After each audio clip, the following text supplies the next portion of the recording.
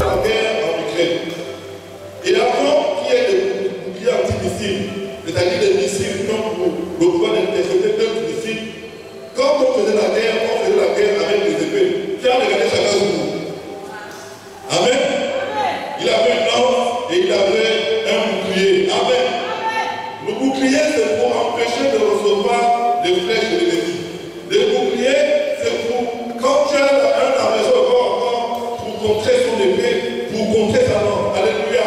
Et la cuirasse, c'était souvent un habit où tu étais fait avec de l'acier et avec des mailles en fer.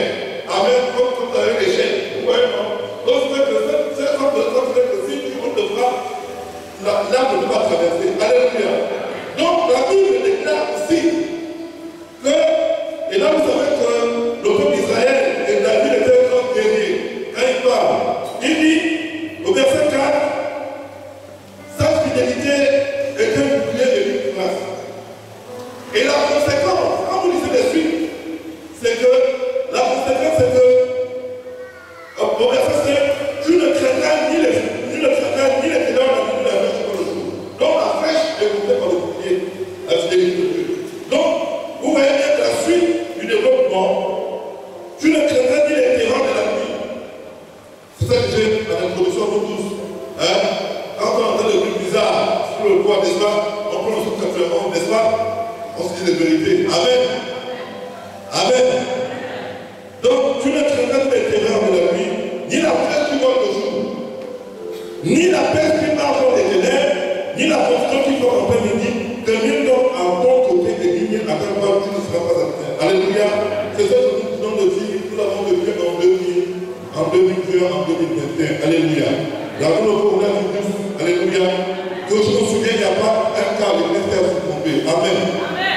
On sait qu'il y a une maman qui a été touchée et s'est relevée, mais personne n'a surpompé. Alléluia. C'était la peste qui parle en plein jour. 1000 sont tombés et 10 000, et nous n'avons relevé aucune perte. Alléluia. Est-ce qu'on peut acclamer le roi des rois, le Seigneur, le Seigneur? Alléluia. Donc nous comprenons que voilà ce que fait la fidélité de Dieu. Dieu nous interpelle ce matin à la fidélité.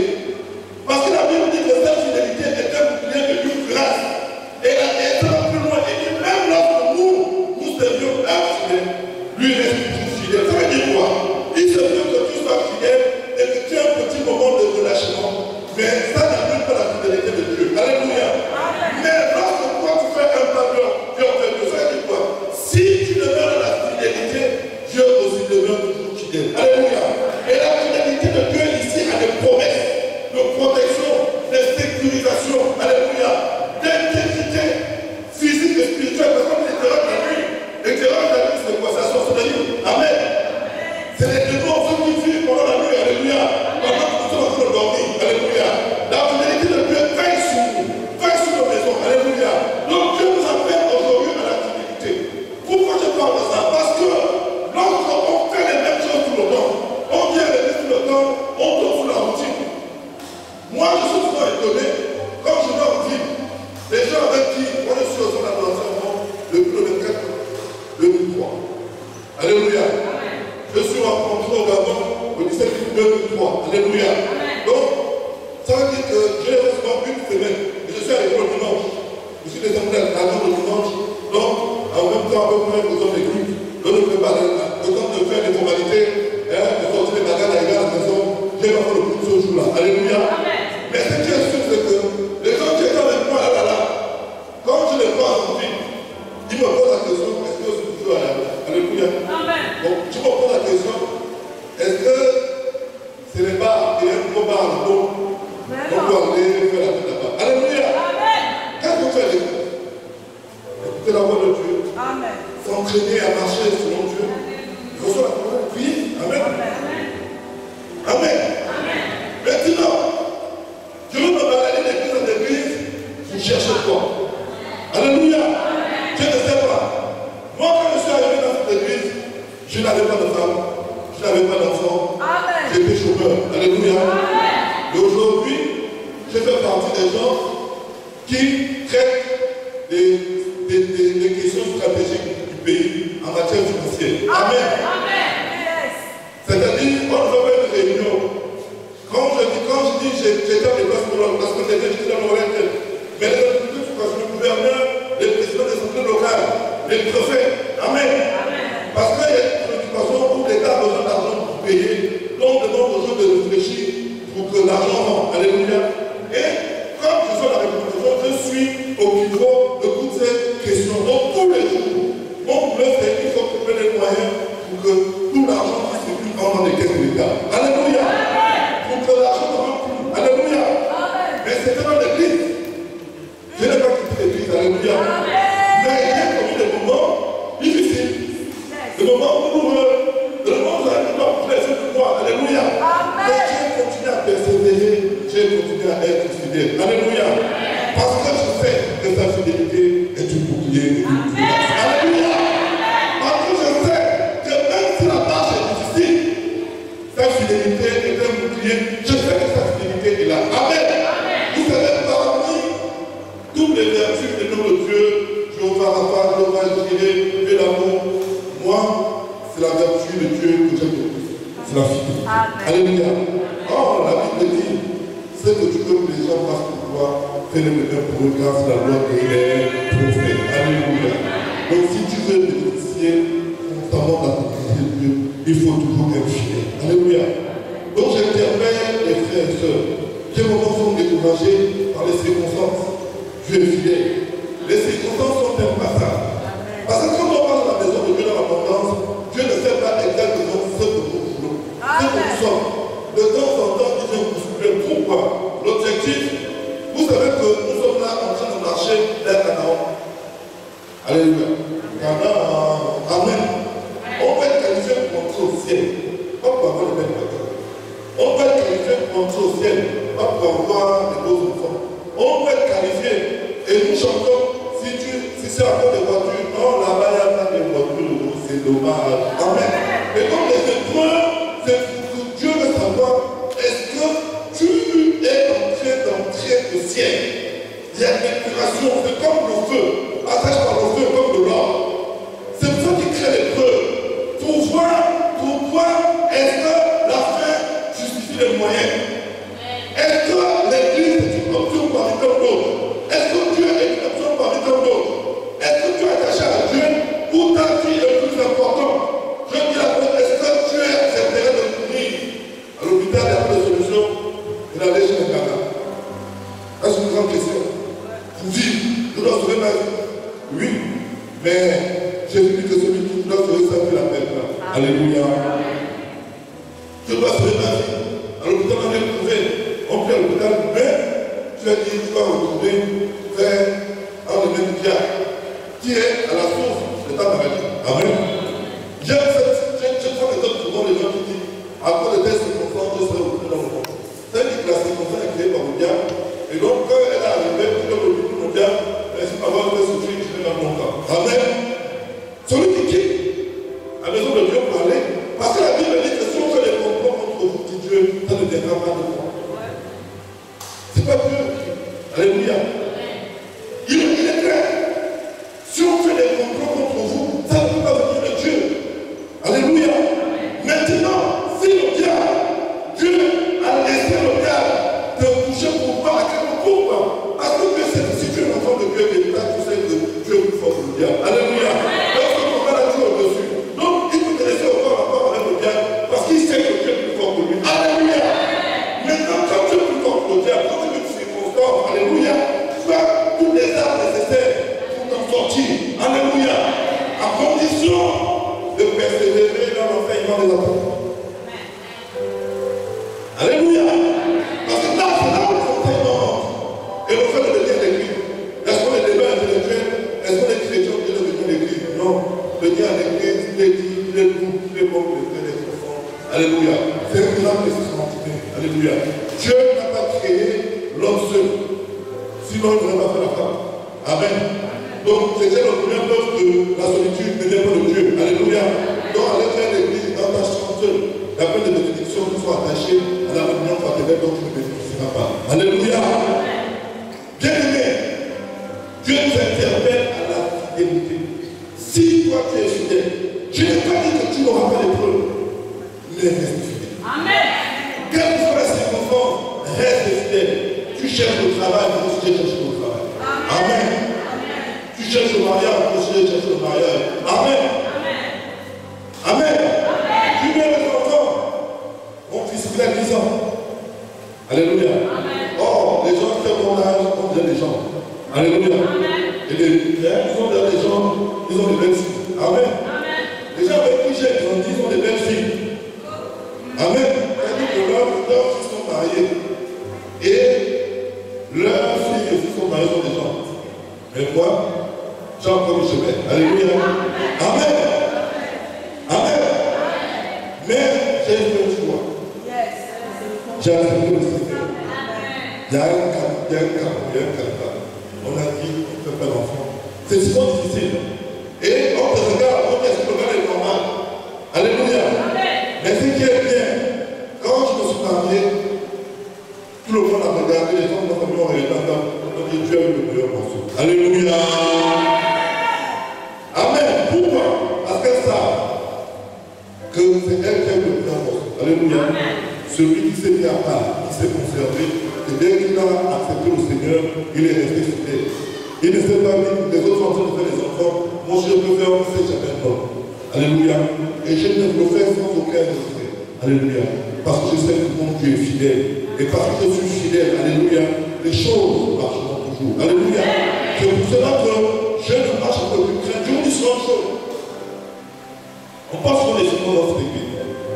Et moi, quand j'ai commencé à travailler, je vais approcher les parents. Je mangeais à table. Je n'avais pas besoin d'argent. Donc, mon argent, c'était quoi? J'en donnais un peu pour même notation même tous les ans. Je n'ai pas dit. Alléluia. C'est pour cela que je vous dis la vérité. Quand je suis un peu touché, je n'ai pas besoin de l'argent dans mon Dieu. Je me mets en prière, je regarde le ciel, je dis, je fais comme les états, Seigneur, est-ce que tu es sûr? Amen. Non, c'est pas prière, je dis, Seigneur, est-ce que tu es sûr? Est-ce que tu es sûr? Est-ce que tu es sûr? Amen. Parce que je sais qu'il n'est redevable de personne. Donc, je connais mes enseignements par cœur. Donc, quand je parle à Dieu, je ne parle pas au hasard. Parce que je sais qu'il fut un temps où tout pour lui et pour moi. Amen. Alors, il peut me dire que je viens d'arriver un matin, je me lève. Je n'ai pas de voiture. J'ai 0 francs. Et les enfants vont à l'école. J'ai 2 enfants, se lèvent. Et on commence à marcher. Les enfants ne comprennent rien. On est debout. Ils pensent pas trop casser le réseau, on n'a pas de solution. Le téléphone sonne. Amen. Après, j'arrive au taxi. Papa, tu as fait comment? Et ma femme me dit, quand tu es parti, qu'est-ce qui s'est passé? J'ai dit qu'un homme sort de la maison, il sait ce qu'il a fait. Amen. Pourquoi? Parce que je sais que lui là, ça m'est arrivé plusieurs fois. Il m'est arrivé, je sors, j'ai une affaire, il y a une voiture qui s'arrête. Et qui m'emporte avec mes enfants. Dépose les enfants, le dépose. C'est arrivé plusieurs fois. Parfois, il y a eu des semaines où 5 fois d'affilée, du lundi au vendredi, à chaque fois que le voiture s'arrête, on prend le transport. Alléluia. Il est arrivé un jour une grande pluie. Il pleut fort, on va aller chercher les enfants là. Je dois aller chercher les enfants à l'école. Une voiture de l'agence française de développement qui me prend, qui m'emmène.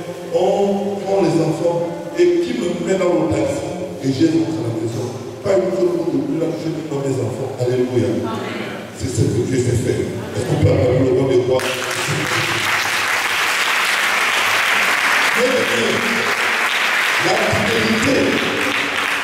La fidélité. Je ne vous dis pas qu'il n'y aura pas de soubresaut. Dans la vie, il faut savoir. Et c'est la dernière chose. C'est comme des couples qui ont 50 ans de mariage. 20 ans de mariage. Toutes les femmes gabonaises sont des mêmes. Amen. La femme gabonaise, la même, on parle de nous. Elle est un peu rebelle. Ambitieuse, les mêmes. Mais il y en a qui les gênent. Il y en a qui croient qu'en changeant, non, même si tu changes. Alléluia. Chez nous, on dit que dans le mariage, il y a 2 aspects. On doit observer les caractères. En fait, dans un couple qui réussit, c'est Sinon, les deux partenaires sanctionnent le caractère de l'autre. Amen. Ça veut dire que je connais les limites. Il y a des autres trucs que je ne peux pas franchir. Alléluia. Je sais que si je franchis, ça va craquer. Si je franchis, ça va craquer. Alléluia. Quand tu as analysé les situations qui nous font craquer, vous allez dire que quand tu s'en connais pour cela, tu te dis que vous allez vivre en paix. Alléluia. Mais quand tu dis je dois, ça va casser. Amen. Donc la fidélité, c'est aussi cette concession. Alléluia. Et je le dis aujourd'hui parce que ces derniers temps, j'ai fait l'effort d'arriver à l'heure à l'église. Et j'arrive en retard. Dimanche dernier, j'arrive à l'heure, boum, la crevaison. J'ai dit Seigneur, qu'est-ce qui se passe? Et dans la semaine, les enfants vont aller à l'école. Quand j'arrive, il y a pas de crevaison.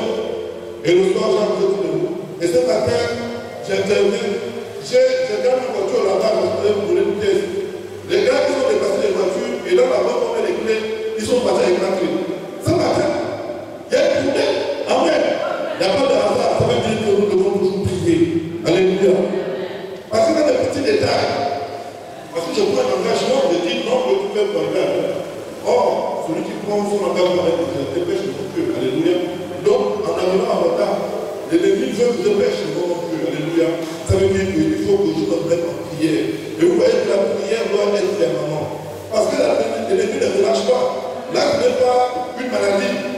C'est simplement le fait d'arriver en retard où deux fois d'affilée la voiture, tu as crevaison, la voiture a fait un peu. La voiture est garée normalement, elle a crevaison. À deux reprises, d'affilée.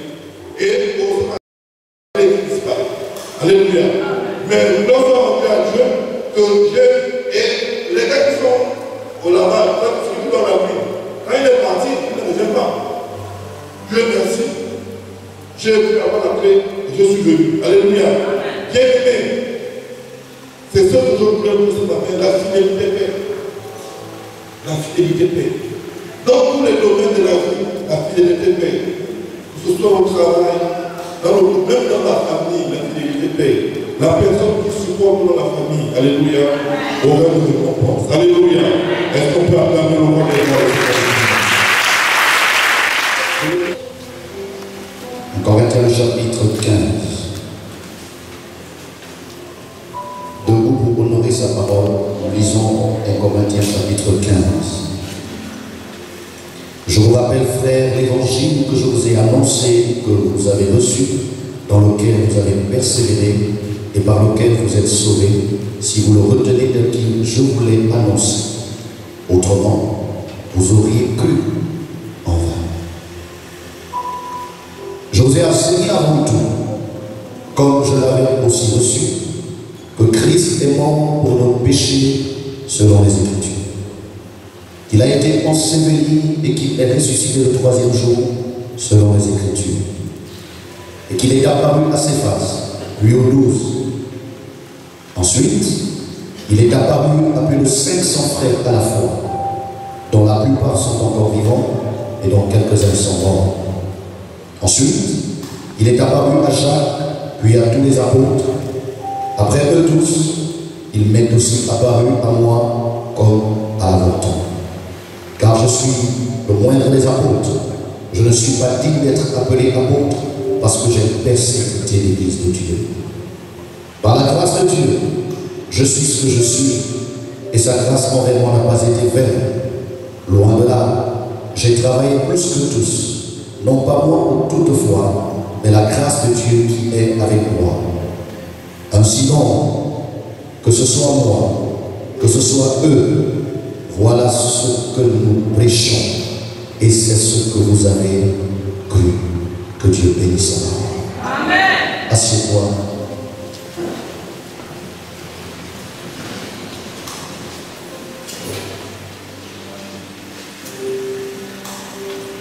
Nous voulons célébrer à travers le monde la fête de l'Évangile. À travers le monde, la consigne était claire. Chacun, selon son horaire, devait consacrer un temps de prière afin d'obéir à l'orientation du Seigneur Jésus-Christ lui-même, qui, lorsqu'il a levé les yeux et qu'il avait vu cette foule qui était comme des brebis sans berger, il a dit aux disciples, la moisson est grande, mais il y a peu d'ouvriers. Priez le maître de la moisson afin qu'il envoie des ouvriers dans sa moisson.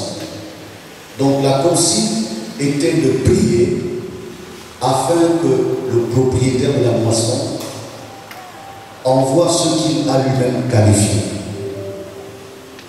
La tragédie d'aujourd'hui n'est pas tant l'absence de prédication de l'évangile, mais c'est plutôt le fait que le travail de l'évangélisation a été pris en otage par des personnes non indiquées, par des personnes non qualifiées.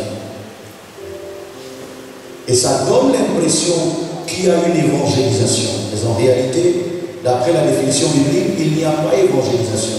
Il y a plutôt du boucan et du bruit qui se fait autour de l'évangile, mais peu d'évangélisation. Et sans le savoir, le Saint-Esprit nous a mis à cœur, par la grâce de Dieu, d'organiser la semaine de l'évangile qui a commencé avec les temps d'intercession dimanche dernier. Ensuite, une caravane d'annonce de notre campagne d'évangélisation, suivie longuement d'un porte-à-porte, afin d'inviter les hommes à venir écouter la parole de Dieu, l'évangile, la bonne nouvelle. Et le mercredi, nous avons rebeloté en termes d'intercession, demandant à Dieu la grâce de toucher les cœurs qui sont devenus des cœurs de pierre. Parce qu'aujourd'hui, comme j'ai eu à le dire dans un passé lointain, en toute objectivité au Gabon, je ne sais pas qui peut lever le doigt pour dire je n'ai jamais entendu parler de Jésus. La question est de savoir, après avoir entendu parler de Jésus, quelle a été l'attitude ou la réaction de ceux-là qui connaissent beaucoup de choses sur Jésus, mais n'ont jamais fait l'effort de connaître Jésus. Les cœurs aujourd'hui sont tendus. Les cœurs sont devenus comme des cœurs de pierre. Les cœurs sont devenus hostiles à Dieu. Quand vous donnez un prospectus à quelqu'un, il vous dira je connais ce pasteur. Comme vous dites, je ne sais pas qu'est-ce qu'il va m'apprendre d'autre. De toute façon, je vous connais, c'est un pasteur. Quand vous invitez quelqu'un à l'église, il dit j'ai déjà fait beaucoup d'églises, je suis toujours malade. J'ai déjà fait beaucoup d'églises, je n'ai toujours pas de travail. J'ai fait beaucoup d'églises et malheureusement, je n'ai toujours pas d'enfant qu'on m'a promis après les prières. L'évangile souffre d'une opposition telle que on ne peut pas continuer à marcher la tête baissée. Il faut bien qu'à un moment donné, on s'arrête et qu'on regarde les choses en face pour attaquer le problème à la source. On ne peut pas continuer dans l'hypocrisie de se dire ça va aller, ça n'ira jamais. Parce que depuis qu'on dit que ça va aller, au lieu que ça aille, ça va plutôt de mal en pire. Chaque jour qui nous rapproche du retour du Seigneur, l'iniquité s'accroît et l'amour pour Dieu est en train de diminuer dans l'église d'abord. Et si c'est a pour conséquence que nos parents, nos amis, tous ceux qui ont la chance de nous avoir comme voisins, ils ne veulent pas entendre parler de l'église, ils ne veulent pas entendre parler de Dieu. Parce que nous sommes censés être les miroirs qui les aideraient à voir Dieu, à comprendre Dieu et même à être attirés par Dieu. Malheureusement, quand ils nous regardent, rien ne les encourage à nous suivre dans notre église. Et c'est toute la problématique que Paul tente de résoudre. Paul a bâti beaucoup d'églises, parmi lesquelles l'église de Corinthe. Mais un phénomène qui s'était développé à l'église de Corinthe, c'est qu'après son départ, des soi-disant hommes de Dieu, des juifs notamment, sont allés semer le trouble dans le cœur des chrétiens de Corinthe, faisant croire que Paul était un imposteur et que l'évangile qu'il prêchait n'était pas le bon évangile. Il y a un autre courant de juifs toujours qui ont sémé la division dans l'église de Corinthe en disant le vrai évangile c'est l'évangile de Pierre. Et que vous qui avez accepté Jésus par Paul, vous n'êtes pas des vrais chrétiens. Les vrais chrétiens, c'est nous qui avons accepté Jésus à travers Pierre. Or, c'était quelque chose qui indiquait la fourberie et la fausseté, que dis-je, l'hypocrisie de Pierre. Comment se comportait Pierre? Du haut de son apostolat, il n'avait pas honte de mener une double attitude. Devant les Juifs, il faisait semblant de ne pas traiter avec les païens. Et quand il est avec les païens, il fait comme si, de toute façon, il n'y a pas de problème, en Christ nous sommes un. Cette duplicité a fait en sorte que, quand les Juifs n'étaient pas là, il mangeait avec les païens. Et quand il apercevait un Juif, c'est-à-dire un chrétien d'origine juive, il se retirait du païen et donnait l'impression qu'il n'a jamais mangé avec ce païen. Résultat, ça a créé une mauvaise atmosphère dans l'église. Il a même commencé à vouloir insinuer que son évangile est meilleur parce que lui, il a vécu avec Jésus. Il a dormi avec Jésus. Il a marché avec Jésus. Pour lui, c'est juste une révélation qu'il a eue. C'est pourquoi dans 2 Corinthiens 5:17, le verset 16 déjà, Jésus va dire, plutôt, Paul va dire, si dans le passé, nous avons connu Christ d'une certaine manière, mais maintenant, ce n'est plus de cette manière que nous le connaissons. Parce que ce qui est important, c'est ceci. Si quelqu'un est en Christ, il doit être une nouvelle. Est-ce que je parle de quelqu'un? Amen. Nous disons, je suis chrétien, je suis membre du centre d'adoration et bon. C'est bien. Et nous t'acclamons. Mais à part ça,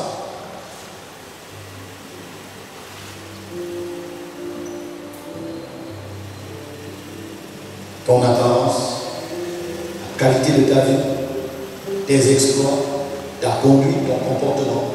Qu'est-ce qui fait que moi qui ne prie pas à Hermon, je développe la curiosité, l'envie de venir aussi à Hermon? Parce que je ne suis pas obligé de connaître Hermon. Je te connais toi.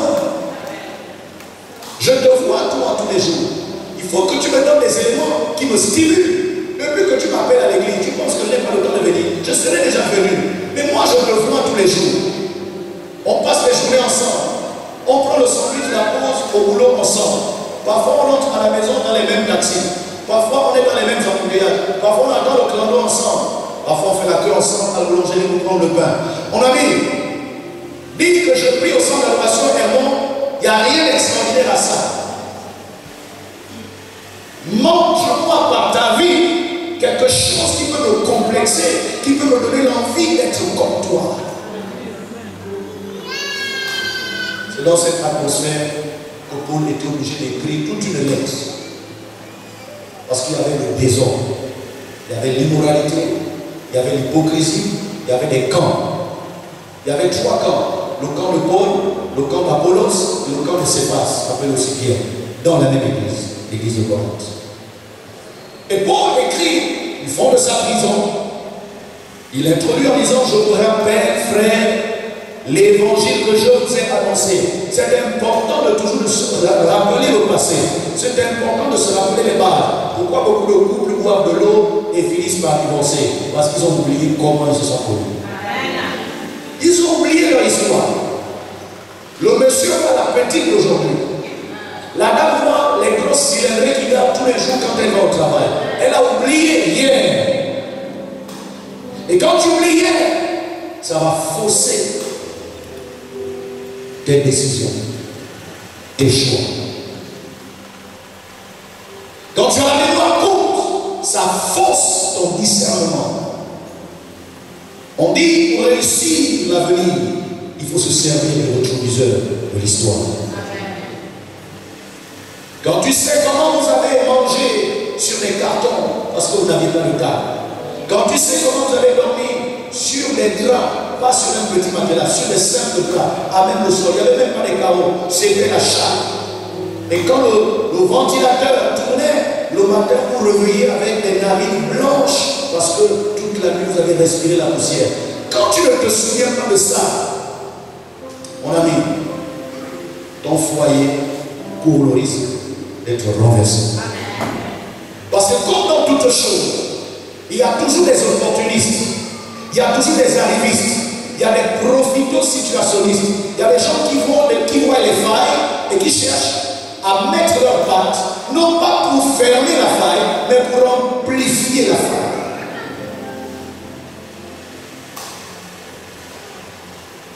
Je vous rappelle l'évangile que je vous ai annoncé. Quel est l'évangile qui t'a été annoncé? Est-ce que tu as même écrit l'évangile que je t'ai prêché il y a 5 ans, il y a 10 ans, il y a 15 ans? J'étais heureux de l'entendre ce matin dire, il a cité une phrase, et puis il a dit, je retiens mes notes. Ça me fait un truc. Tu dis, voilà aussi l'une des raisons de l'infidélité. Voilà l'une des raisons de l'instabilité. Voilà l'une des raisons de l'ingratitude. Quand on a oublié même ce qu'on nous avait déjà dit. Or, l'une des missions du Saint-Esprit est de nous rappeler tout ce que Jésus nous avait déjà dit. Il est bon de se rappeler l'évangile dans sa simplicité, l'évangile dans sa pureté, l'évangile dans son intégralité. On ne doit pas agiter et on ne doit pas enlever. Ce n'est pas moi qui l'ai dit, c'est Jésus. Celui qui ajoutera ou qui ôtera un iota de la loi va avoir des problèmes. Amen.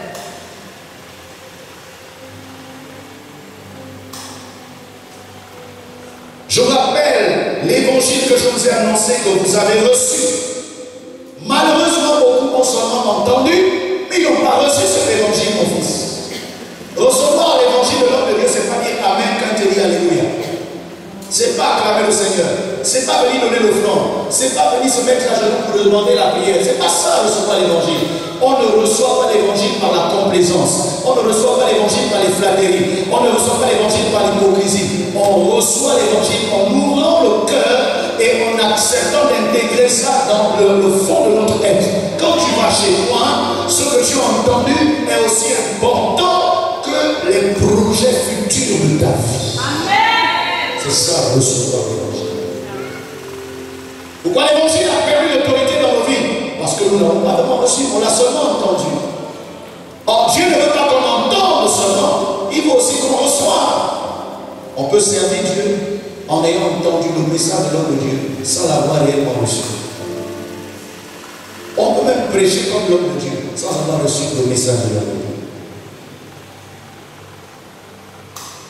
C'est déjà un défi à votre personne. Il n'est jamais trop tard pour bien faire. Il n'est jamais trop tard pour revoir les fondements.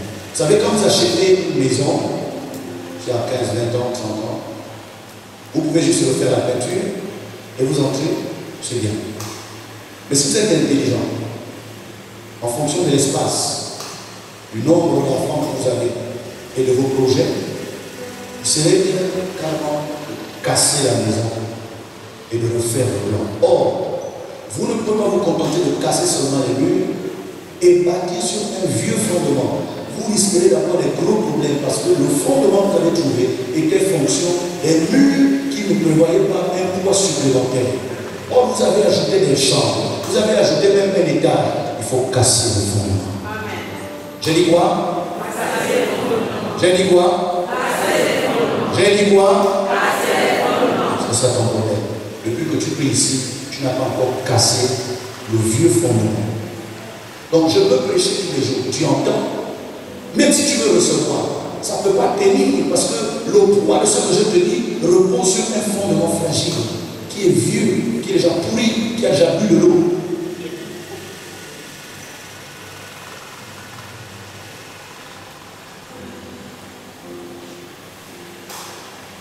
L'évangile que vous avez reçu, dans lequel vous avez persévéré. Le problème de l'Église a toujours été un problème de persévérance. Nous avons été endoctrinés, enfumés par l'évangile du fast-food. L'évangile des dos tournés, des cafettes, pour utiliser une expression typiquement gabonaise. Tu ne veux pas aller acheter un poisson normal, les condiments, et faire une cuisine normale ou bien manger. Tu te dis, comme j'ai 800, il suffit que je m'arrête à une cafette, en 10 minutes, je vais manger, mon ventre sera rempli. Tu vas faire ça une fois, 2 fois, 10 fois. Après un temps, il y aura 2 problèmes. Premier problème, tu vas créer des problèmes dans ton foyer parce que ton mari mangeront pas bien. Pourquoi? Parce que tu as pris le raccourci de te contenter de ce qui a été fait par des hommes. Deuxièmement, tu vas tomber malade. Que ce soit McDo, KFC et autres, demandez à tous les nutritionnistes. Ce n'est pas le genre d'endroit où aller manger régulièrement. C'est en passant qu'on mange ce genre d'endroit. Eux-mêmes qui ont fait les études savent que là-dedans, c'est une nourriture qui est bourrée de beaucoup d'hormones. Parce qu'une nourriture qui est trop transformée, on est obligé de foutre des hormones pour donner une espèce d'élément nutritif. Or, il n'y en a pas assez par rapport à la nourriture naturelle que toi-même tu prépares. Il vaut mieux qu'un bouillon de sardines fumées avec l'oseille et beaucoup de carottes à l'intérieur, tu seras en bonne santé, que d'aller manger des hamburgers tous les jours, que d'aller manger le riz à la viande, ou bien les spaghettis, ou bien salade sans feuilles. Je n'ai vraiment pas l'intention de faire avec cela. Ce n'est pas mon intention. Je veux que tu prennes conscience de ce que je t'ai dit. Je suis venu réparer quelque chose qui va aider l'Église dans les 10 prochaines années. Nous avons un problème d'impatience. Nous sommes tellement pressés. La question que je me pose, quand tu es arrivé à l'église, tu étais bien malade. Quand tu es arrivé à l'église, tu étais malade. Quand tu es arrivé à l'église, tu as déjà fait des enfants à gauche à droite qui avaient même du mal à aller à l'école. Quand tu viens à l'église, la manière de prier, c'est comme si c'est Dieu qui a fait tous ce désordre-là. Il n'a qu'à vite allonger ce que lui-même a fait. Est-ce que tu as un problème? C'est quoi ton problème? Il faut être honnête, reconnaître que c'est la bonté et la miséricorde de Dieu qui t'ont permis d'être dans ce qu'on appelle un processus de rattrapage. En temps normal, tu as échoué dans la vie. Dieu a hérité de toi, mais on t'a rattrapé, on t'a mis à une classe supérieure alors que tu aurais dû redoubler. Un redoublant ne peut pas passer le temps à jouer à la récréation et à demander les vacances chez les parents. Un redoublant doit redoubler d'efforts. Il doit travailler plus que les autres parce qu'au-delà de lui, il sait qu'il n'a pas le niveau de cette classe. Notre impatience, notre malhonnêteté nous donne l'impression que je prie, je ne sens rien, je ne vois rien. Tu pries même depuis combien de temps? Et puis quand tu dis même que tu pries là, est-ce que tu fais la vraie prière ou bien tu fais les atalapos à Dieu? Vous savez que les musiciens, malgré le cachet qu'on leur donne, les comédiens surtout, c'est eux les spécialistes de ça. Malgré le cachet qu'ils demandent pour venir prester un mariage, il y en a qui demandent 200 000, 250 000. Quand il arrive, il a déjà encaissé, mais il va faire de ces trucs-là et il a déjà repéré 3 costumes des gens qui salissent, ils ont l'argent. Il va commencer à faire des trucs pour que ces derniers donnent de l'argent. Et l'argent là, il met ça dans sa poche. Le nouveau système, c'est qu'on va faire l'assiette pour voir entre la mariée et le marié qui danse mieux. Et puis vous êtes content, vous êtes en train de féliciter votre soeur qui s'est mariée, et votre frère qui s'est marié. Et à la fin, il prend l'assiette. Pendant qu'il parle au micro, il sort devant vous avec l'argent. Je pose la question, ça fait rire, c'est de la malhonnêteté. Parce que tu as été payé et tu dois te contenter de ton salaire. Il y a des gens qui viennent à l'église, au lieu de faire la vraie prière, ils flattent Dieu. Ils veulent toucher la sensibilité et la pitié de Dieu, alors qu'au fond d'eux, ils savent qu'ils ne respectent rien de ce que Dieu leur demande de faire. Amen, l'Éternel n'est pas trop pour sauver. Son oreille n'est pas toujours pour entendre. C'est pas moi qui l'ai dit, c'est déjà essayé. Ce sont nos péchés qui nous cachent sa face. Ce sont nos iniquités qui l'empêchent de nous écouter. Ça veut dire que Dieu a déjà décidé de vouloir te bénir quand tu es venu à l'église. Mais quand tu pries, assure-toi qu'en priant, tu as déjà fait ta part. Et quand je parle de ta part, il y a 2 choses. Il y a ton obéissance par rapport aux principes spirituels, mais aussi le fait que tu dois prendre tes 2 pieds, tu dois associer tes mains et ton intelligence, et tu dois aller sur le terrain pour chercher à pêcher le poisson au lieu de fatiguer les frères, au lieu de fatiguer les sœurs, au lieu de fatiguer le pasteur avec les demandes d'aide.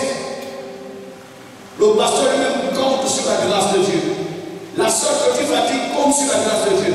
Le frère que tu envies, que tu penses qu'il a des millions, lui-même il a des défis pour lesquels il jeûne et il prie pour que Dieu le visite. Il n'y a qu'un seul qui a un trône qu'on appelle le trône de la grâce, c'est Dieu. Si tu es en obéissance et que tu viens te prosterner devant le trône de la grâce, le Dieu qui a fait grâce à ta soeur, il te fera aussi grâce. Le Dieu qui a béni ton frère, il te bénira aussi. Le Dieu qui a donné une maison à ta cousine, te donnera aussi ta maison. Donne-moi un amen qui vient de ton cœur.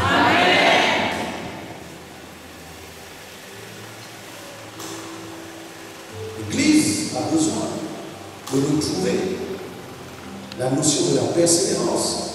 Ma Bible dit celui qui persévérera jusqu'à la fin sera sauvé.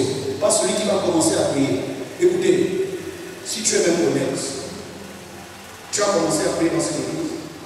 Il y a beaucoup de visages qui ont commencé avec toi.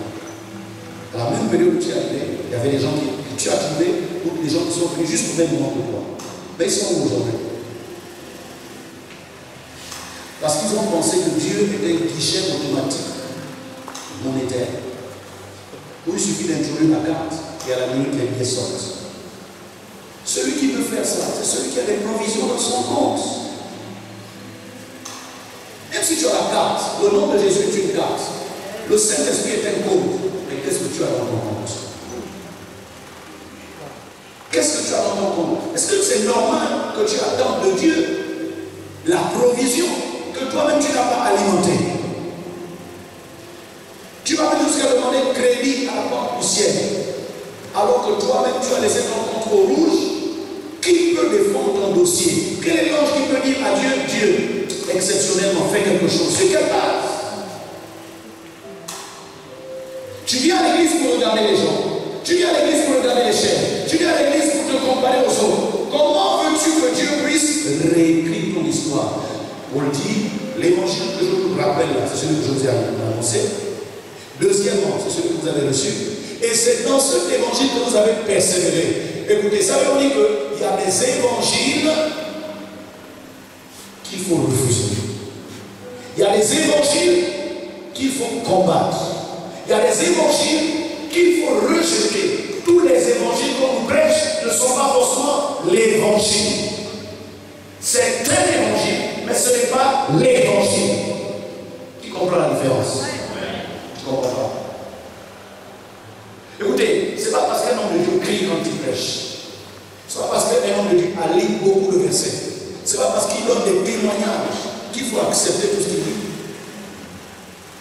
L'Esprit de Dieu rend témoignage à notre esprit que nous sommes enfants de Dieu. Quand un homme de Dieu prêche, écoute ton esprit. Qu'est-ce que le Saint-Esprit te dit? Qu'est-ce qu'il te donne comme conviction? Qu'est-ce que tu ressens dans le fond de ton esprit? Pas qu'est-ce que tes émotions ressentent. Parce qu'une chose est sûre, quand on vit par les émotions, chaque fois que le pasteur va dire une chose que tu aimes, tu vas courir pour lui déposer quelque chose sur le terre. Ça, je sais. Et je suis prédicateur, si je me mets à prêcher d'une certaine manière, tu vas vider ton sac. Je te le garantis. Mais ça, c'est l'évangile des émotions. Dieu cherche ce qui peut changer ton esprit et qui va te sortir de ta réserve. Et de cet esprit, tu es devenu comme une statue dans la maison de Dieu parce que tu ne comprends plus rien. Tu te demandes, est-ce que je suis au bon endroit? Est-ce que je fais la bonne action? Est-ce que je suis bien entouré? Tu as peur de tout le monde. Tu ne sais même pas. En fait, tu es devenu comme un zombie dans l'église. C'est ton corps qui est là, ton esprit n'est pas là. Et pourquoi? Parce que tu as accepté tous les évangiles. Les chrétiens libérés peuvent nous aider ce matin à nous souvenir que tout ce qui est niveau de l'estrade a besoin du filtre de la connaissance préalable que nous avons reçue le jour où nous avons cru. L'évangile qu'on a cru, quand on a accepté Jésus, c'est cet évangile-là qui doit nous conduire, c'est cet évangile-là qui doit nous guider, c'est cet évangile qui doit être le tamis pour filtrer les choses qui sont comme des saletés et qui veulent se mélanger au vrai. J'ouvre une parenthèse. Le péché que tu as commis hier soir n'est pas une excuse pour changer ou modifier l'évangile. Je reprends. Le péché que tu as commis dans la semaine n'est pas un prétexte suffisant pour que tu modifies l'évangile. L'évangile doit rester intact. Même si ton cœur t'accuse, même si ta conscience te condamne, ne change pas l'évangile. J'entends ton amen. Amen. J'entends ton amen. Amen.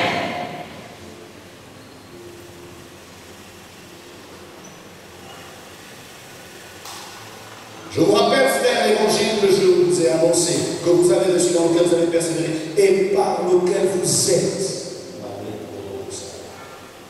Vous êtes sauvés.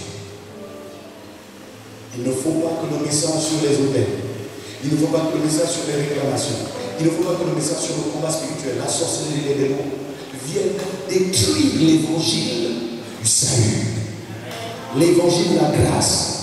Christ est mort, il a payé le prix.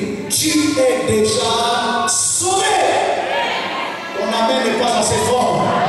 Tu es déjà sauvé. Même si tu arrives de trébucher et de tomber, mais tu es déjà sauvé. Et le diable se bat pour que tu enlèves, que tu dormes, que tu effaces cet évangile. Et que tu passes toute ta vie à essayer de payer quelque chose. Et tu dois payer pour telle chose. Tu dois payer pour telle chose. Tu dois payer pour telle chose. Qui t'a dit que tu as des dettes auprès de Dieu? Tu ne dois rien à Dieu. Christ a payé le prix. La colère de Dieu est déjà tombée sur Christ. Je suis en train de dire à quelqu'un, Dieu n'est pas fâché après toi. Dieu n'est pas en colère contre toi. Dieu n'est pas en train de chercher des problèmes. Au contraire, c'est la grâce de Dieu ce matin qui est tellement abondante, mais elle cherche un réservoir pour recevoir la grâce. Celui qui me dit amen, que la grâce te localise, que la grâce tombe sur toi et que la grâce change ta vision. Il n'a pas dit vous serez sauvés. Il dit vous êtes. C'est fait. Même si tu arrives à te mettre en colère, tu es déjà sauvé. Et c'est parce que tu es sauvé que tu vas te souvenir que quelqu'un qui est sauvé ne doit plus se mettre en colère n'importe comment. Alors tu essaies d'arranger ta vie en te souvenant que tu es déjà sauvé. Parce que quelqu'un doit acclamer Jésus. Dis je suis sauvé. Dis encore je suis sauvé.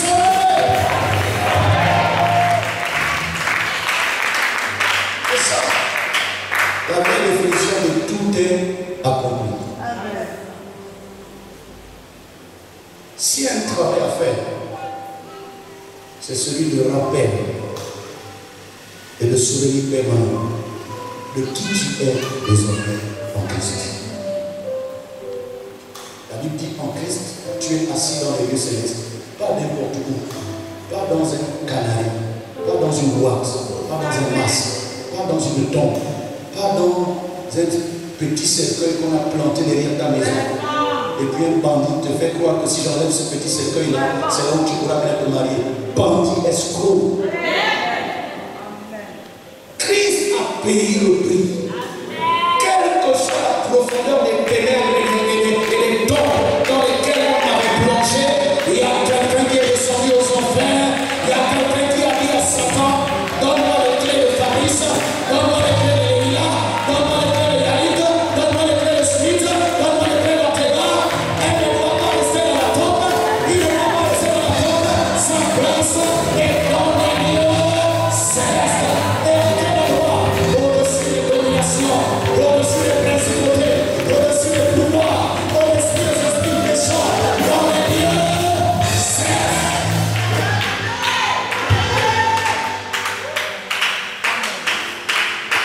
Jésus a dit aux disciples, quand il a ressuscité Lazare, il a dit, moi, j'ai déjà tout fait. Ce qui reste là, déliez-le. Amen. Lui, tel qu'il est là, ce qu'il reste à faire, c'est d'aller. C'est de chercher le travail. C'est de faire des projets pour se marier. Moi, j'ai déjà sorti Lazare de la mort. Je ne sais pas si on réalise ce que c'est que il nous a délivré des ténèbres et nous a transportés dans le royaume de son Fils. Ce ne sont pas des prières qui te transportent. C'est un acte spirituel qui a été posé. Tu as juste besoin de revendiquer ton droit. C'est pourquoi accepter Jésus est le plus grand travail spirituel. C'est la plus grande onction dont tu as besoin. Parce que cette onction te met dans la liste des ayants droit. Écoute, que tu sois triste, que tu sois content, le plus important c'est est-ce que ton nom est là. Vous savez, il y a des gens qui attendent la fin du mois. Oh mon Dieu, la fin du mois, la fin du mois. Et ton nom est quelque part. Oh, la fin du mois, mais ton nom est où? Si ton nom n'est pas dans la liste du personnel, la fin du mois, ce n'est pas pour toi. Amen. Et même si tu fais partie de la liste des personnels, est-ce que ton nom est dans la liste des gens qui doivent avoir droit à la prime? Vraiment. Vous savez qu'il y a des gens qui sont dans la même entreprise, mais n'ont pas droit à certaines primes. Donc c'est bien pour te dire, oh mon Dieu, quand est-ce que le 15 va arriver? Quand est-ce que le 10 va arriver? Mais où est ton nom? Je suis en train de te dire, ton nom est écrit dans le livre de vie. Ton nom est écrit dans le livre de vie. Relisons la Bible. Revenons à l'évangile.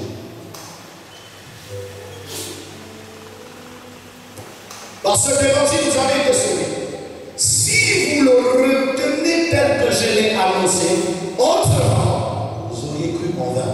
Et c'est là que je voudrais m'apaisantir. Un danger de vivre dans l'illusion d'être sauvé, alors qu'en réalité, on a accepté un autre évangile qui ne nous garantit pas le fait d'être sauvé, mais qui nous projette toujours un salut futur, une bénédiction future, une grâce future. On est dans un environnement où, en fait, on vit dans le mirage, alors qu'on devait vivre le miracle devait nous accompagner. Ma Bible dit, voici les miracles qui accompagneront ceux qui ont cru, ceux qui ont accepté Jésus. Donc, quand j'ai Jésus, le miracle m'accompagne. Mais il y a un évangile qui veut te faire croire que tant que tu n'as pas fait quelque chose, tant que tu n'as pas fait ceci, tu ne peux pas encore être sauvé. C'est pourquoi tu es toujours en train d'attendre ce qui n'arrivera jamais. Tu es toujours en train de vivre dans un futur qui s'éloignera toujours. Tu t'approches, mais l'horizon s'éloigne. Tu t'approches, l'horizon s'éloigne. À partir d'aujourd'hui, j'ai permis que tu vives dans un futur imaginaire. Aujourd'hui, je déclare que tu es sauvé. Tu es sauvé. Tu es sauvé. Tu es sauvé. Tu es sauvé. Tu es. Est-ce que les rachetés peuvent acclamer Jésus-Christ, l'auteur du salut, l'auteur de la rédemption, l'auteur de la guérison, l'auteur de la délivrance? Quelqu'un me dit amen.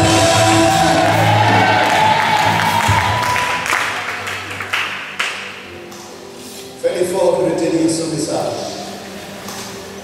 Dans 10 ans, je serai en train de prêcher le même message. Et tu diras à ceux qui sont nés spirituellement après toi, si tu veux réussir, accroche-toi sur le message. Parce que c'est ce message qui m'a permis de tenir debout jusqu'aujourd'hui. Je ne sais pas combien de livres j'ai fait à Fabrice. Je ne sais pas combien de travaux spirituels. Je ne sais pas combien de lettres, combien de sachets de sel, combien de d'huile, combien de mouchoirs, combien de packs d'eau je t'ai donné, combien de fioles de miel, combien de talis je t'ai fait porter. Pourquoi tu es là? Tu devais pas entendre parce que je ne peux pas faire tout ça. L'évangile est saint. Amen. Je suis de ceux qui croient dur comme fer aux actions prophétiques. Mais je condamne le fait de vouloir attribuer aux actions prophétiques le même pouvoir que l'œuvre de Christ. Ce qui donne de la valeur aux actions prophétiques, c'est l'œuvre de la croix. Si Jésus n'avait pas payé le prix, depuis quand le sel a guéri quelqu'un, depuis quand l'huile a guéri quelqu'un, depuis quand l'eau a guéri quelqu'un, c'est Jésus qui guérit, c'est Jésus qui délivre, qui attire même plus que son frère.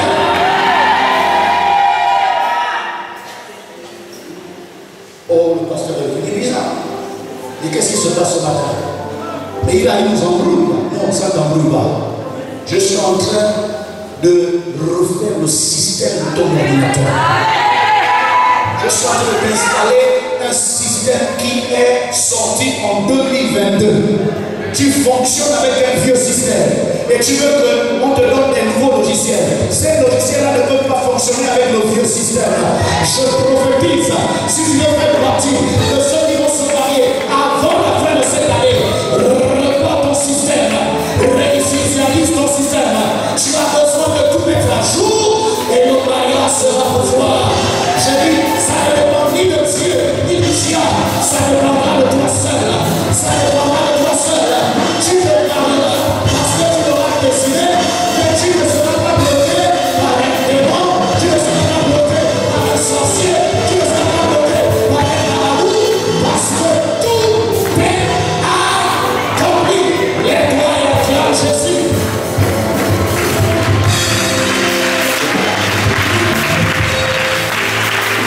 La manière de acclamer Jésus, faites tomber les étoiles. Et faites tomber les étoiles. Que les étoiles tombent. Que les étoiles tombent. Que les étoiles tombent. Que les étoiles tombent. Que les étoiles tombent. Que les étoiles tombent. Oh! Assieds-toi. Je refuse que tu viennes à l'église en vain. Je refuse de subir ta présence alors que d'après ce que je t'enseigne, tu aurais dû être plus loin. Tu aurais dû être en train de gérer ce que l'évangile t'a apporté. Vous savez, le premier qui est mal à l'aise quand un élève redouble, c'est l'enseignant. Quand on est encore un vrai enseignant. Parce que les enseignants aujourd'hui, ils font redoubler pour que le parent paye encore toute une année. S'il ne paye pas à la direction, il va payer les cours de répétition. On crée des systèmes cupides et méchants. On imagine des choses pour soutirer l'argent des parents. S'il y a quelqu'un qu'on doit blâmer, lorsque quelqu'un n'a pas eu le BPC, le C ou le BAC, c'est d'abord l'enseignant. Parce que l'élève est la vitrine de l'enseignement qu'il a reçu. C'est trop facile de dire, oh, ils sont voyous, ils ne veulent pas étudier, ils ne sont pas sérieux. Mais ça devait se signaler pendant l'année. Les devoirs, les heures d'absence, la conduite doivent parler, c'est pas à la fin qu'on va se cacher derrière le fait que l'élève n'est pas sérieux. Normalement, tout parent normal, quand il voit les notes des devoirs de son élève, de son enfant, tout au long de l'année, il n'aura même pas besoin de blâmer l'enseignant à la fin si l'enfant ne réussit pas. Tu es d'accord avec moi? J'ai l'impression qu'on n'est pas d'accord. Est-ce que tu es d'accord avec moi? Quand toi tu vois que en moins de 2 mois de cours, l'enfant a déjà 23 heures d'absence, tu t'attends encore à la fin de l'année. Si tu ne tapes pas du poing sur la table, l'enseignant ne va jamais faire la magie de s'asseoir à la place de l'élève pour écouter les enseignements. Parce qu'on ne peut étudier que ce qu'on a reçu.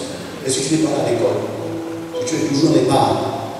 Et toi tu es là, tu penses que tu aimes ton enfant, tu lui donnes toutes les semaines 50 000 d'argent de poche, le salaire de quelqu'un. Et avec ça, il achète des machines de tatouage. Il achète des tournées, des virées dans les boîtes, dans les troquets.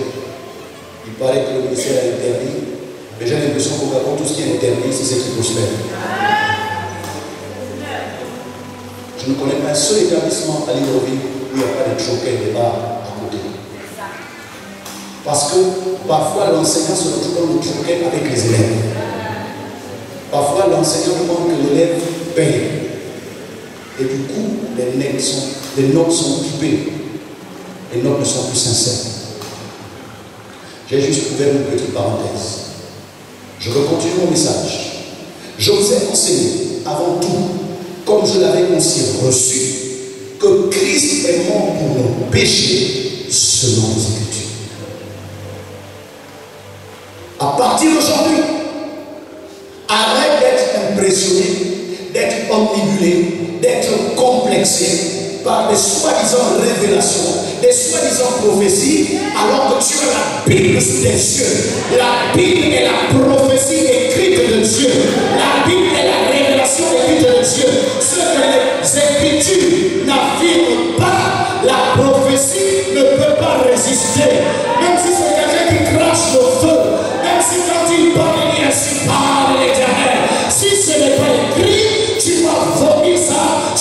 jeter ça dans la poubelle. Paul a dit, ce que je vous ai enseigné, c'est que Christ est mort selon les Écritures. Toi, ce que tu fais, c'est selon toi.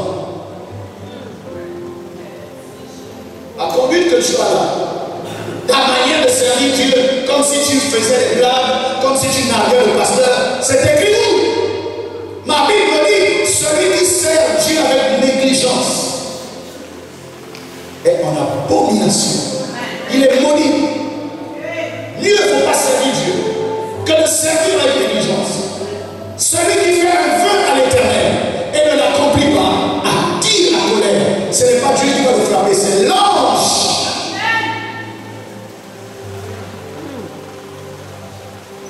Tu t'appuies sur quoi? À l'église, tu es devenu une relation toxique. Tu pars de chez toi pour empoisonner l'atmosphère de l'église par des critiques. Des on a dit, des on a fait. Il faut faire attention, attention, attention. Mais toi, tes attentions vont sauver combien de personnes dans ta famille? Tu n'as pas honte. C'est écrit où? On est dans la lumière. Si quelqu'un a fait quelque chose de pas bien, la Bible dit, si ton frère a péché, va et parle-lui. Si tu écoutes, tu as gagné ton frère. La paix est permise. Mais la preuve que tu ne veux pas le bien du frère, tu prends les soi-disant péchés du frère, les soi-disant péchés de la sœur. Tu vas trouver quelqu'un dans un salon de ta vue. Tu vas trouver quelqu'un dans son bureau. Tu vas trouver quelqu'un au préau. Au lieu de rentrer à l'église, tu t'assois au préau. Tu es devenu un oiseau de mauvaise augure dans la maison de Dieu. Réponds-toi. La colère de Dieu sur toi. Tu ne vas pas rester impuni si tu ne dis jamais que Dieu te fasse grâce. C'est écrit. Tout ce que nous faisons doit être soutenu par les Écritures. Aujourd'hui, le nouveau ring où se battent injustement ceux qui sont frustrés et qui ont échoué dans la vie et pensent que la réussite des autres est à l'origine de leur échec, ce sont les réseaux sociaux. Des gens qui affichent une méchanceté gratuite. Vous voyez, un soi-disant chrétien, un soi-disant pasteur qui fait toute une vidéo sur Georges. Vous avez vu sa couleur là? Vous avez vu sa cravate là? Vous avez vu la taille là? Vous avez vu la position qui avait ce pied là? C'est un franc-maçon. Vous avez vu comment ses cheveux étaient là? Il est dans les mouches. Mon Dieu! C'est écrit où? C'est écrit où?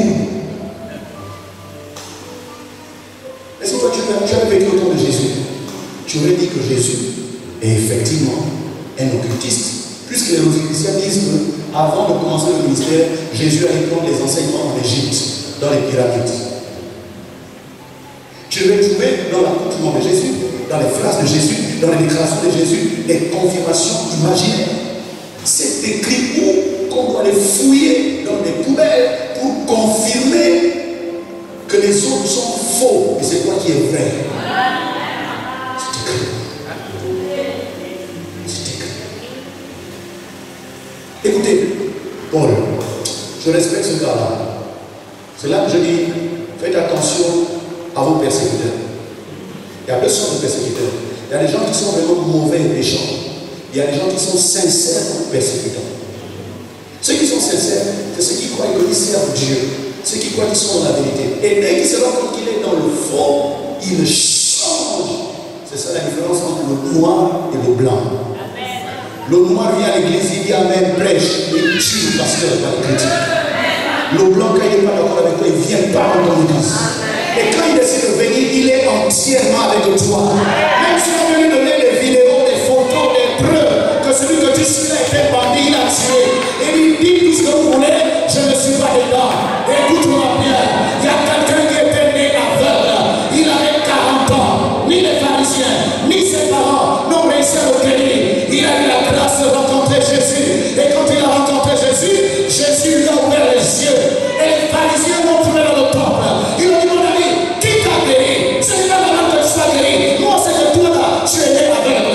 Et il a dit aux pharisiens, mes amis, je ne sais pas quoi vous répondre. Je ne sais même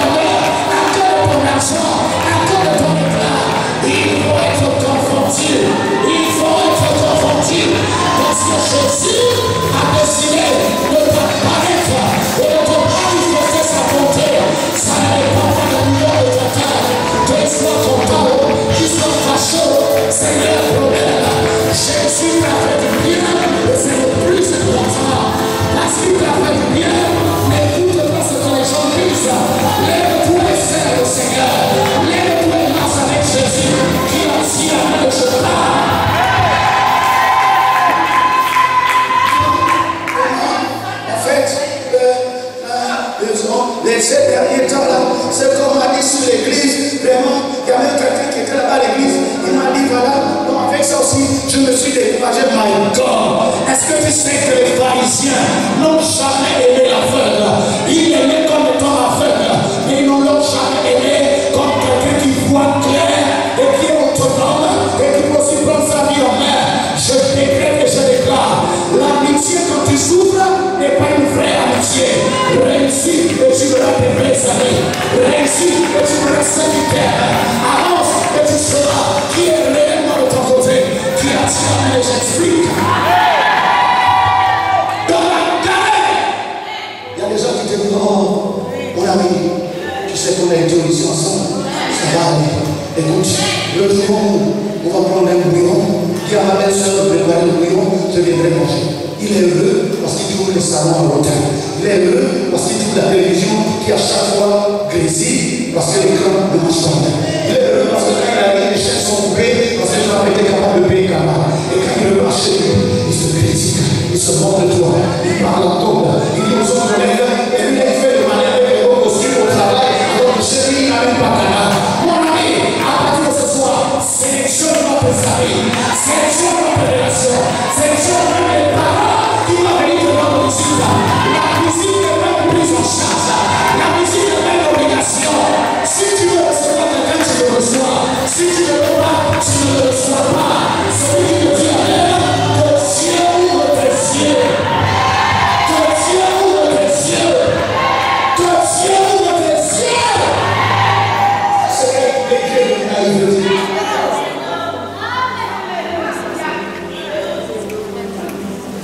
Il y a une autre catégorie d'amis que tu as. Ce sont les informateurs que tu n'as jamais mandatés, que tu n'as jamais payés pour aller te rapporter les renseignements. Ils sont toujours en train de pratiquer avec des mauvaises nouvelles. Elvis, comme tu es là, il faut faire attention. Parce que voici ce que j'ai appris. Il faut être prudent. Parce que voici ce que les gens disent à ton sujet. Qu'est-ce qu'est l'évangile? C'est écrit où? Les Écritures déclarent. Il persévérait dans l'enseignement des apôtres, dans les prières, la fraction des pains et la communion fraternelle. La communion fraternelle. Une église où les gens se méfient les uns des autres, c'est la sorcellerie. Une église où on n'a pas pu se parler sincèrement, c'est le vampire. Si tu étais dedans, je tue le vampire en toi, je tue la sorcellerie en toi, et je te donne un cœur d'amour, un cœur sincère, un cœur conciliant, un cœur qui n'est pas rancunier, un cœur qui ne rappelle pas les fautes, qui attire même et se continue. La Bible dit celui qui rappelle les fautes contre frère, c'est la division. On n'a pas dit que c'est le frère fait moi. On dit seulement celui qui rappelle. Vous savez pourquoi Dieu interdit ça? Parce que si on doit aller dans le cahier de Dieu et on commence à compter les péchés que tu as commis à faire, tu n'avais que 5 ans. Tu commençais à faire jouer à papa et maman quand les parents étaient là. Tu n'avais que 5 ans. Jusqu'à aujourd'hui, si on compte la liste des péchés que tu as commis, Dieu n'a même pas le droit de te laisser entrer ici. Amen. Mais malgré ça, Amen. Il a eu pitié de toi. Amen. Il t'a lavé. Il t'a nettoyé. Il n'a pas regardé aux lois de condamnation. Si honnêtement, je rentre dans un enseignement de 2 à 3 semaines sur les hôtels, je vous garantis que personne ne peut faire un dimanche en priant avec le malade, en jouant le fier. Si je te démontre, d'après l'histoire de ta famille, d'après la sociologie de ton clan, de ta tribu, de ton époux, si je te démontre les lois de condamnation, les violations et les infractions spirituelles, d'après le Lévitique qui ont été commis par tes ancêtres, tu ne mérites pas de parler à Dieu. Mais malgré tout ce que tu as fait de mal, Jésus, quand il te regarde, il voit son sang qui a coulé, il voit ses mains percées, il voit ses côtés percés, il voit ses pieds percés, il voit sa couronne d'épines qui avait blessé son cuir chevelu. Lui, le roi de gloire, malmené, insulté comme un vulgaire brigand. Tout ça à cause de toi, mon ami. Je ne sais pas qu'est-ce que tu peux payer à Dieu pour mériter qu'il puisse t'aimer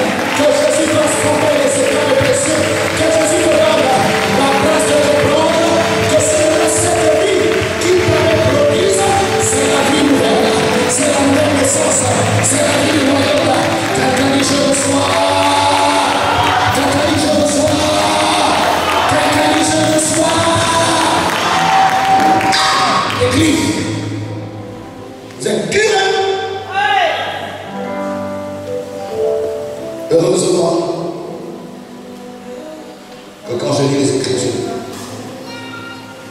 ton attitude ne m'est pas étrangère.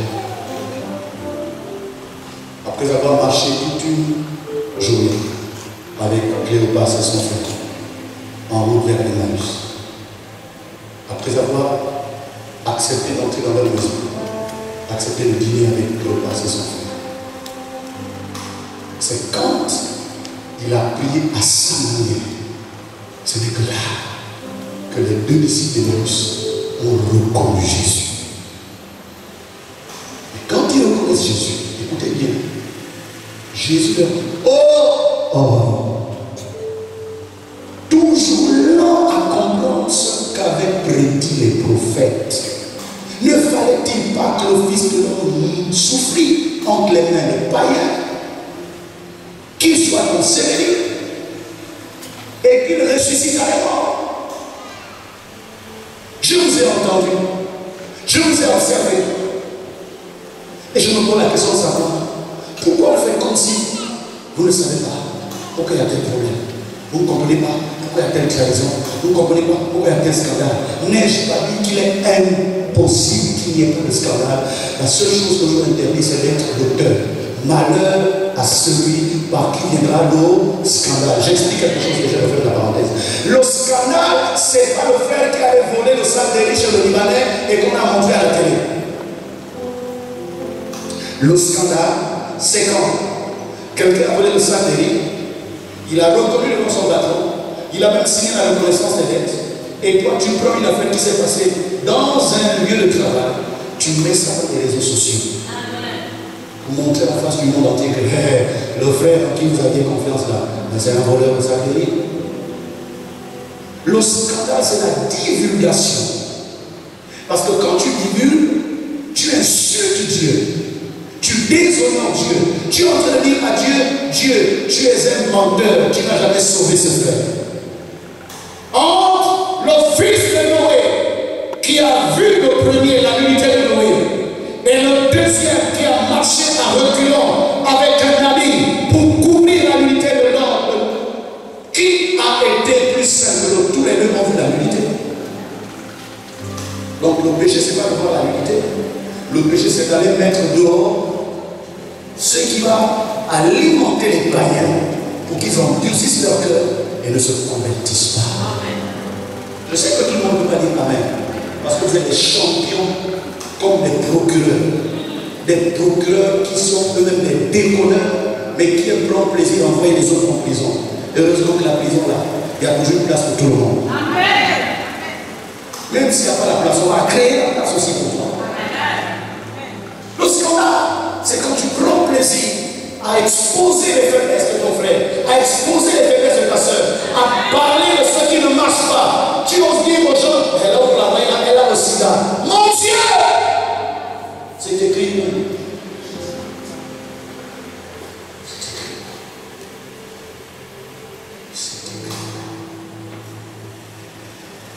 En quoi cette information va-t-elle édifier? Si tu n'es pas capable de garder un secret et de prier, tais-toi au moins. Tu n'es pas obligé d'aller mettre sur la place publique ce qui les a fait pleurer l'autre. Parce que quand nous sommes ici à l'église, on acclame, on saute, on danse. Mais quand chacun rentre chez lui, chacun connaît le poids de son fardeau. Amen. Chacun sait avec quoi il se bat. Donc quand tu fais ce que tu fais là, est-ce que Dieu est glorifié ou bien Dieu est injuste? Combien d'âmes sont sauvées par tombeuse? Marco, je dois venir te voir. J'ai un truc là, pardon, je n'arrive pas à dormir. Il faut que je te voie. Déjà, quand quelqu'un t'appelle, tu fais des choses comme ça. Si tu es spirituel, commence par lui, s'il te plaît. Pas pour le moment, je suis occupé.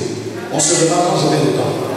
Et exprès, tu me fais tourner en haut, tu me fais tourner jusqu'à ce que sa chaleur diminue et qu'il se rende compte qu'il voulait encore chier. Malheureusement, quand on chie, même si c'est ici, le temps va se répandre en tout pays.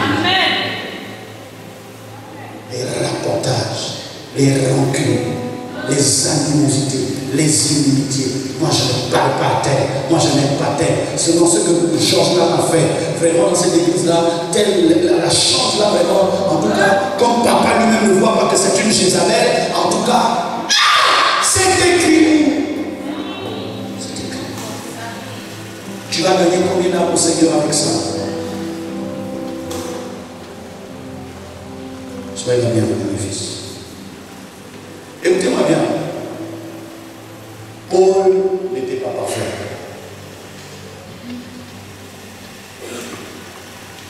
S'il était parfait, il aurait créé des églises parfaites. Quand on est parfait, en tant qu'apôtre, son église doit être parfaite. La preuve que je ne suis pas parfait, c'est que tu as les faiblesses. Tu as des manquements.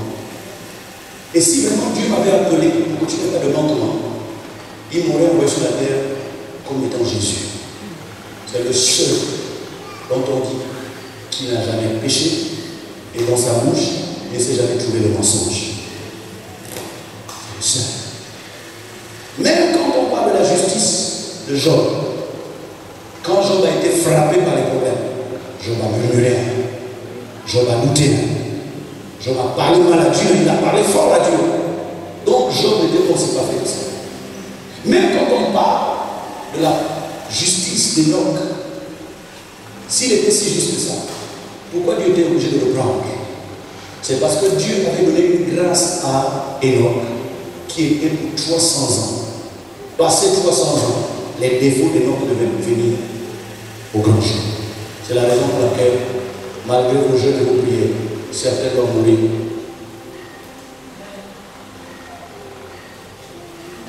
Écoute bien ce que je te dis.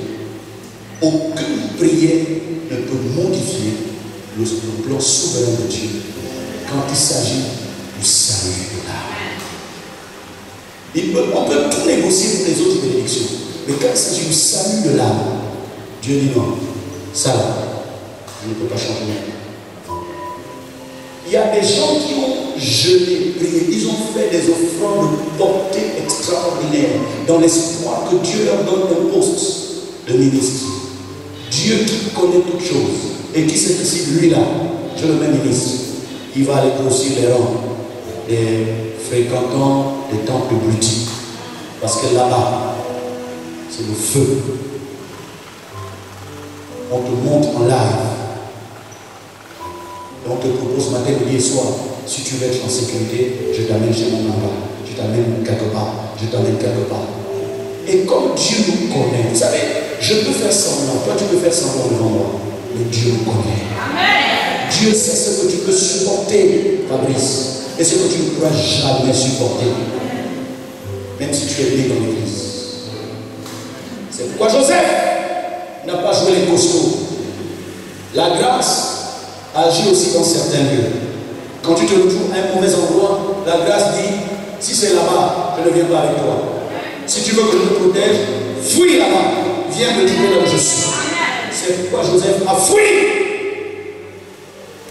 Retenez ceci, fuir n'est pas une faiblesse, mais c'est une sagesse. Notez ça. Fuir n'est pas une faiblesse, c'est une sagesse. Il y a des moments, si tu veux vivre longtemps, joue les faibles, joue les ignorants, mets toi-même à genoux devant celui que tu peux écraser comme un ver de terre, parce que tu veux vivre longtemps. C'est pas tous les combats où il faut engager Dieu. Dieu n'a jamais promis d'être dans toutes les batailles. Il y a des combats que lui-même il te dit, va, je serai avec toi. Il y a des combats où il a dit à David, ne va pas. Pourquoi David a consulté Dieu dans les Samuel 30? Parce qu'il y a des moments, quand il fallait se lever pour se battre, Dieu lui disait, ne va pas. Israël va souffrir. Vous savez l'histoire du démembrement. David a voulu faire comme les autres nations, il a fait le recensement général de la population. Dieu s'est fâché. Dieu lui a dit, maintenant, tu as quel problème? C'est toi qui as créé ce peuple-là. C'est toi qui maîtrise les naissances des décès. Je t'ai établi roi, toi gère et donne-leur la protection, la sécurité. Les gars doivent savoir combien ils sont. Je veux que ça reste ma propriété privée. Et donc le jour où David a fait le dénombrement, l'ange est descendu avec l'épée. Il a frappé et il a bien frappé. Je veux dire quelque chose à ma fille Lydia, à ma fille Laetitia, je sais qu'elle n'est pas dans la salle. Je vais dire quelque chose à tous ceux qui travaillent au département d'évangélisation et suivi. Arrêtons les dénombrements. Laissons Dieu former son peuple. Suivons les âmes. Laissons les chiffres. Aimons les gens. Enseignons les gens. Laissons les chiffres. Une église prophétique, une église qui est dirigée par le Saint-Esprit, ne doit pas être esclave des statistiques. Amen. Parce que si les statistiques étaient vraies, pour une couverture de plus de 37 000 personnes, annonce une campagne d'évangélisation. D'après les lois du marketing et de la publicité, on devait avoir au moins 1% de ces 37 000. C'est ce qu'on m'a dit, c'est ce qu'on m'a appris en communication. Pas 10%, 1%. Donc sur 37 000, on devait avoir au minimum 370 personnes. Vous êtes d'accord avec moi? Or, si on était nombreux en termes de nouveaux, c'était peut-être 15 personnes. Dieu est en train de nous parler. C'est moi qui bâtis mon église. Votre problème, c'est de vous assurer que les portes de l'enfer ne prévalent pas contre cette église. Tu es Pierre, tu es Jean, tu es engagé, c'est moi Jésus qui bâtis mon église. Est-ce que je parle à quelqu'un?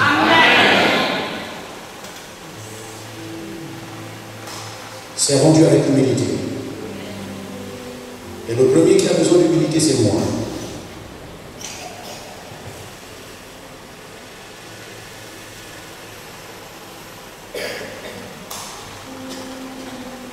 En 2017, quelque chose s'est passé dans cette église. Un homme a amené son enfant malade. Et d'après sa révélation, il fallait qu'il amène l'enfant avant midi. Pour que l'enfant ne meure pas. Il a amené l'enfant, comme par hasard, j'étais dans le barrage. J'ai payé pour l'enfant. Il a même fait le fond. Il est parti. 2 semaines après, nous faisions une campagne. Et nous avons maximisé. Je crois qu'on avait pris au moins 15 panneaux. Et 4 fois 3 dans la vie. Vous savez que les panneaux, ça c'est vraiment dans nos habitudes. Mais il y a une dame qui priait dans cette église. Pendant que je venais pour diriger une réunion de préparation de cette croisade, elle ne savait pas que j'étais dans les parages. Elle va dire à une sœur, tout ce que papa fait là, c'est fatigue pour lui. Je ne marcherai jamais, jamais ne viendront pas. J'ai entendu, j'ai jeté dans la poubelle. C'est pendant ma retraite, depuis le jeudi, dans un hôtel de la place, que Dieu m'a ramené à cette conversation. Et Dieu m'a dit, cette femme était mieux informée que toi. Elle a même identifié les sorciers de ce quartier, les entités qui gèrent ce quartier. Et elle t'avait évalué.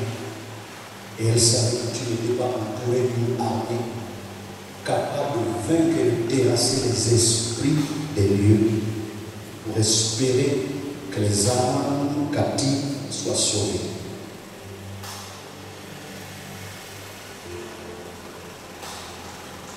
Et m'a transporté au premier culte que nous avons fait ici. J'avais prêché sur la conquête de Jérusalem,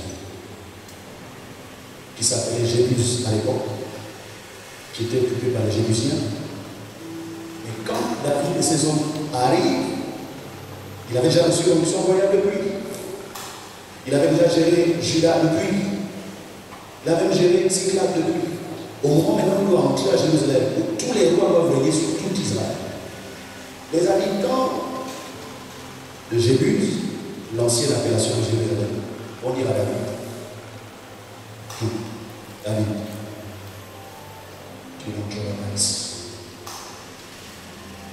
et pour te prouver que tu n'en crois pas ici. Les aveux et les boiteux vont te barrer le chemin.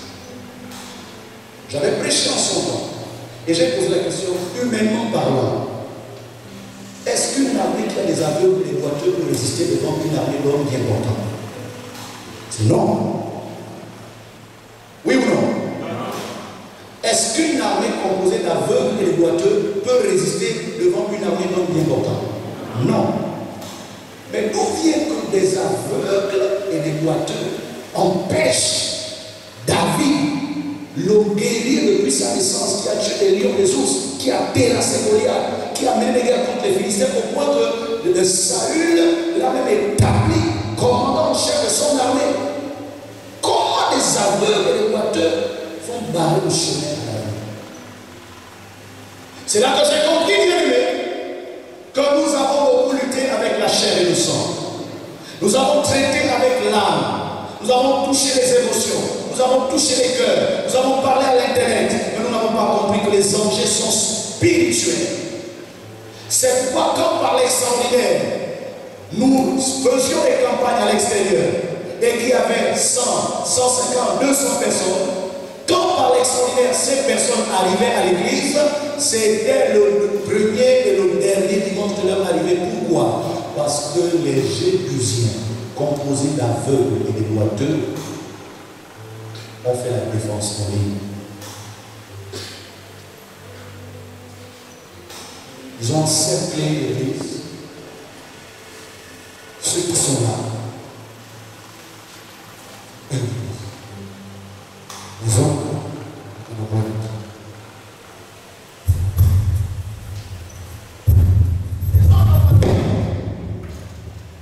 et parce qu'ils n'ont pas le droit d'entrer, l'église cesse de croire. Or, tout organisme vivant qui cesse de croire finit par mourir. Et pendant longtemps, on a géré ceux qui sont là, puisqu'il y a une défense qui interdit une entrée supplémentaire. Alors, les Jébusiens ont changé de pratique. Ils ont fait ce qu'on appelle une intrusion à l'intérieur de la bergerie pour assécher les finances, les mariages, les carrières, la santé de ceux qui ont eu à cœur d'adorer Dieu sur la montagne des morts. Amen. De leur faire regretter d'avoir choisi d'adorer Dieu sur cette montagne. Voulez-vous que lorsque Dieu s'est révélé à Moïse, il a dit à Moïse, quand tu parleras à Pharaon, tu lui diras, laisse aller mon peuple afin qu'il m'offre des sacrifices au désert. Et la preuve que c'est moi qui t'ai parlé, vous allez m'adorer sur cette montagne. Amen. Dieu est un Dieu de montagne. Amen. Mais la montagne, ce n'est pas cette motte de terre qui monte en altitude par rapport au niveau de la mer. La montagne est une altitude, une dimension spirituelle.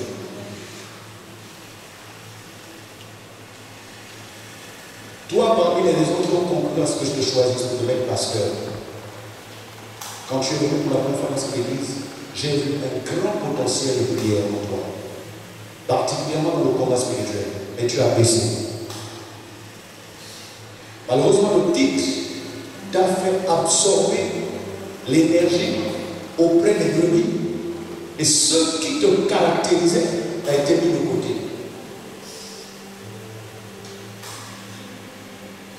Chacun de vous, ce n'est pas pour les mêmes raisons que je vous ai choisi. Ce n'est pas Dieu qui vous a choisi maintenant. Dieu appelle de manière souveraine les gens au ministère. Mais l'homme de Dieu est établi d'après la vision. Jésus a dit ici, ce n'est pas vous qui m'avez choisi, c'est moi. Et si je vous ai choisi, c'était pour que chacun soit dans un couloir.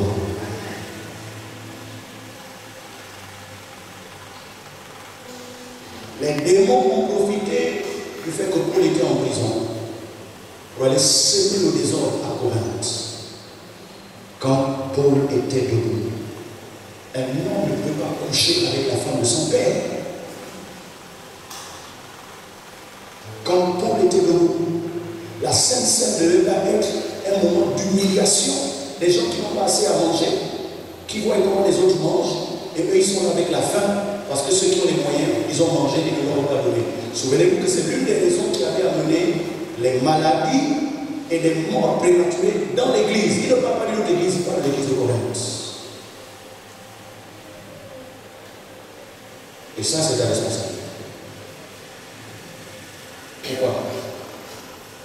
Parce que le sacré, Dieu te l'a donné. La norme, Dieu te l'a donné. La simplicité de l'évangile, Dieu te l'a donné. Tu n'as pas besoin de crier, d'impressionner. Tu es déjà vrai. Tu es un Nathanaël. Tu es un Nathanaël en qui il n'y a pas de fraude. Mais tu dois te reproduire dans l'église. Tu dois te reproduire. Tu dois créer plusieurs Fabrice. Il ne faut pas que la bénédiction que Dieu t'a donnée t'empêche de te reproduire dans l'église. Dimanche prochain, je parlerai pour les 3 autres pasteurs. Chers amis, nous avons échoué.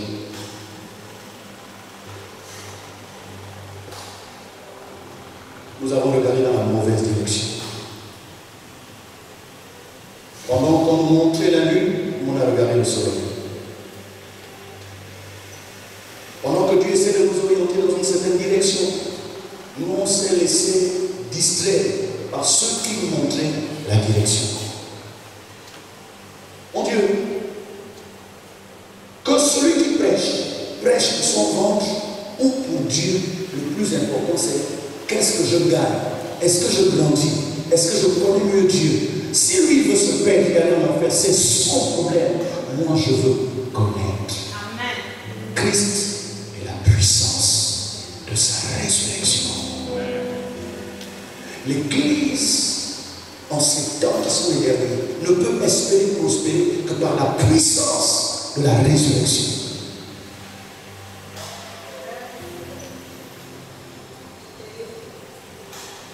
Écoutez ce que dit le Seigneur. Christ est mort pour nos péchés selon les Écritures. Il a été enseveli et il est ressuscité le 3e jour selon les Écritures. Il est apparu à Pierre, puis aux 12. Ensuite, il est apparu à plus de 500 frères à la fois, dont la plupart sont encore vivants. Parmi ceux qui sont vivants, il y a Fabrice.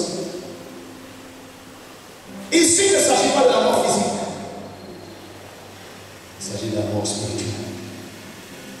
Cette église a atteint des effectifs de 800, 900 personnes pour un culte.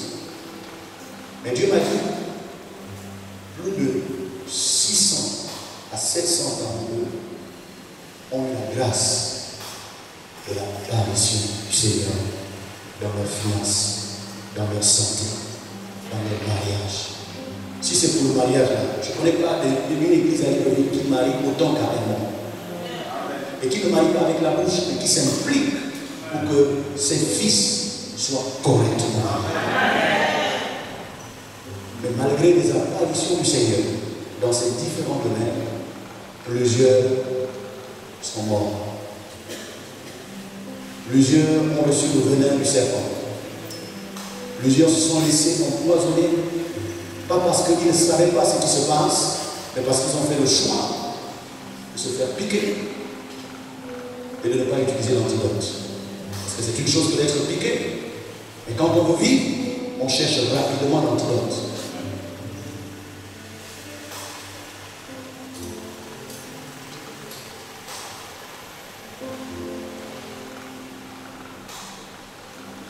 Quand vous avez perdu votre sœur en décembre 2017,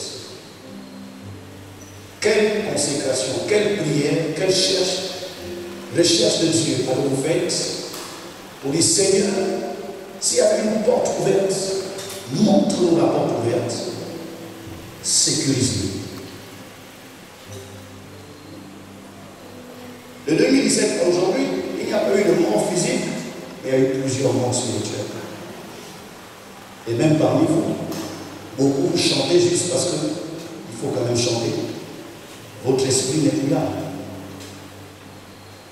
Vous ne sacralisez pas votre sacerdoce. Vous choisissez des réunions. Toute une campagne d'évaluation fait que se fait une petite comme Chalice pour venir chanter seul à l'église.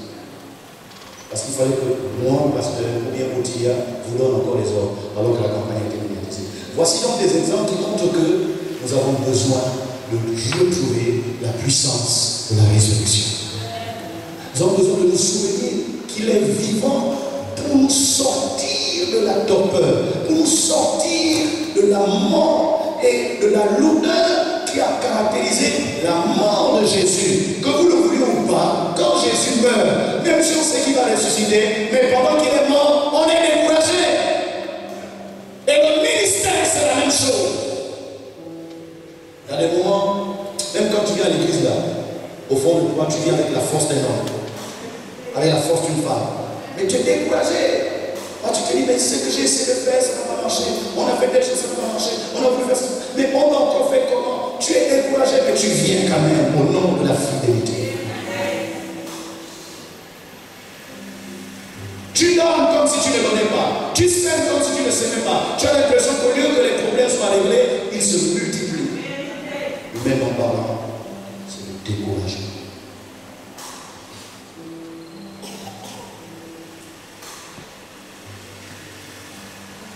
Jésus veut apparaître.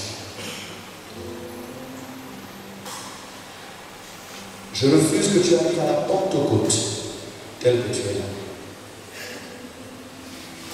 Je prie, j'invoque Dieu, afin que Jésus t'apparaisse dans un domaine sensible de ta vie, qui va t'aider à attendre avec impatience la dimension de la Pentecôte qui va te faire des moissons d'âme miraculeuses. Si tu as compris, acclame Jésus.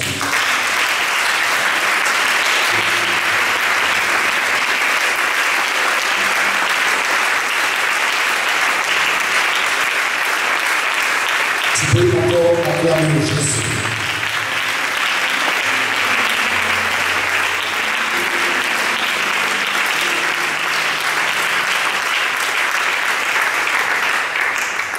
Je termine avec le verset 10. Par la grâce de Dieu, je suis ce que je suis.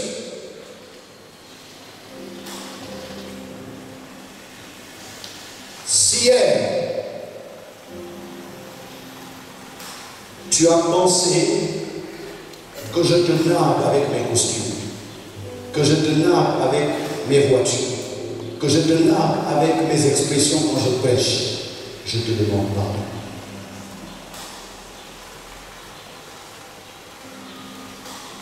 Si hier tu as pensé que je ne me préoccupe pas des combats financiers qui sont les tiens, je te demande pas.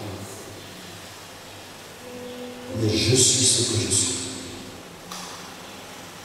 Pas parce que j'ai quelqu'un au gouvernement. Pas parce que je suis issu d'une famille aisée. Pas parce que j'ai une meilleure conduite par rapport aux autres pasteurs. Mais simplement par la grâce de Dieu. Je ne peux même pas imaginer pouvoir m'en sortir sans cette grâce. Toi, tu fantasmes à mon sujet. Moi, je suis bien placé pour savoir combien j'ai besoin de grâce. S'il m'était donné de te compter les défis que je dois relever au quotidien, qui ne peuvent pas attendre un jour supplémentaire, sinon c'est la catastrophe, tu comprendras que la grâce de Dieu est sur moi. Parce que tous les moyens, tout l'amour, tout l'investissement de l'Église réunie ne suffiront jamais pour porter un ministère dans la taille et à la dimension de la paix et non le calcul humain. Si tu me déposes aujourd'hui une offrande de 50 millions, je te jure devant le tel de Dieu, je sais comment je vais utiliser ces millions dans la vision. Même aujourd'hui, malgré ce que l'on d'après les hommes, je ne suis pas prêt à aller bâtir une cité pour moi. Je sais ce que Dieu m'attire. Je sais d'où il m'attire. Et je sais ce que je dois faire pour que lui-même se souvienne de moi.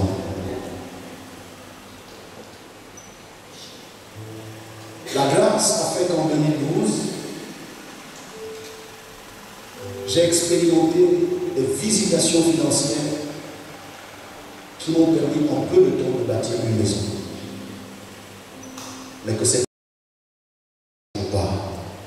je ne dors pas sur l'argent.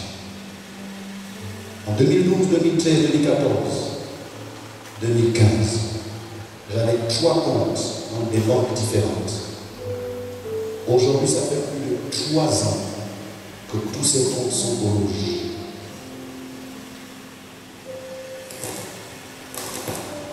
À chaque fois, la banque t'envoie des messages parce que tu es débiteur. Tu es débiteur. Qu'est-ce qui s'est passé? Quand la ressource arrive, elle trouve les besoins du ministère. Je ne savais pas qu'avoir un grand temple, c'est avoir des grandes charges. Je ne savais pas qu'avoir un grand peuple, c'est avoir de nombreux besoins qui font que c'est une gymnastique inutile de prendre l'argent le dimanche, d'aller verser lundi, pour le retirer encore mardi parce que les besoins du ministère réclament. C'est la raison pour laquelle j'ai dit à ma fille, Estelle, on va faire ça de là à là. Quand tu finis de compter, on règle les problèmes qu'il y a à régler, le peu qui reste, autant garder à la maison que de se fatiguer à faire des va-et-vient, puisque ça n'arrivera jamais à dimanche.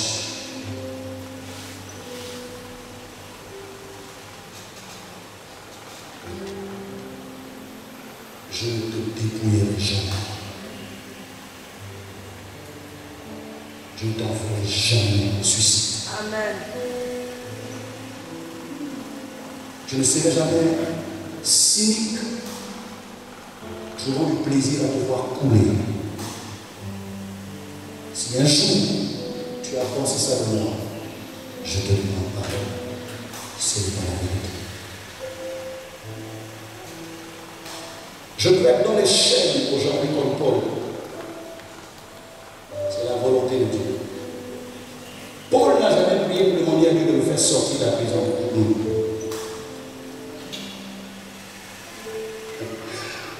Joseph a prié les chansons, de se souvenir de lui, du fond de sa prison. C'est comme si en demandant ce service, il a encore augmenté sa durée de prison. Il y a des prisons qui viennent de Dieu.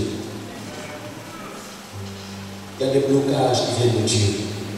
Parfois, il faut accepter d'être caché dans le creux d'une situation, le temps que le dehors soit arrangé par Dieu lui-même. Ramène-moi ton cœur dans la vision. Ramène-moi ton cœur dans la vision. Arrête de venir me montrer ton corps. Je n'ai pas besoin de ton corps, j'ai besoin de ton cœur. Je n'ai pas besoin que tu te mettes à genoux pour me saluer. J'ai besoin de ton engagement. Je n'ai même pas besoin que tu m'appelles papa. Si tu m'appelles pasteur, c'est beaucoup. Et je veux que tu sois baptisé dans la vision.